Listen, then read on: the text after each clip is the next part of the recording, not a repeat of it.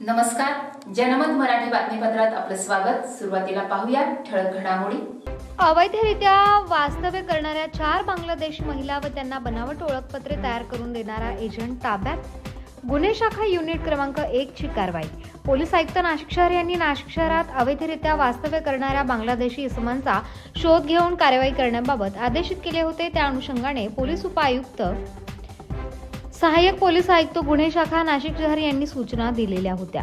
त्या अनुषंगाने Ambad police station कडील सहाय्यक पोलीस निरीक्षक प्रताप गिरी यांना गुप्त बातमीदारामार्फत बातमी मिळाली की खैरेमळा लक्ष्मीनगर येथे काही बांगलादेशी महिला अवैध कागदपत्रांशिवाय वास्तव्यास आहेत। सदरची बातमी वरिष्ठ पोलीस निरीक्षक मधुकर कड गुन्हे शाखा युनिट 1 नाशिक शहर यांना कळवली की त्या अनुषंगाने वरिष्ठ पोलीस निरीक्षक मधुकर कड यांच्या मार्गदर्शनाखाली 2 पथके तयार करण्यात आली। त्यात अंबड पोलीस ठाणेकडील सहाय्यक पोलीस निरीक्षक प्रताप गिरी, महिला पोलीस उपनिरीक्षक सविता उंडे व गुन्हे शाखेकडील पोलीस उपनिरीक्षक चेतन श्रीवंत, सुदाम सांगळे, गुन्हे शाखा युनिट क्रमांक 1 कडील पोलीस अंमलदार अशांनी 20/7/2025 रोजी खैरेमळा लक्ष्मीनगर साईनगर अमृतधाम पंचवटी नाशिक या ठिकाणी छापा मारला असता सदर ठिकाणी 4 बांगलादेशी महिला या कोणत्याही वैध कागदपत्रांशिवाय भारत बांगलादेश सीमेवरील मुलकी अधिकाऱ्यांचे लेखी परवानगीशिवाय घुसखोरीच्या मार्गाने भारतात प्रवेश करून नाशिक येथील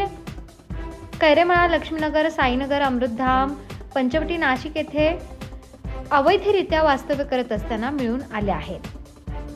त्यांना पोलिसांनी ताब्यात घेतले आहे।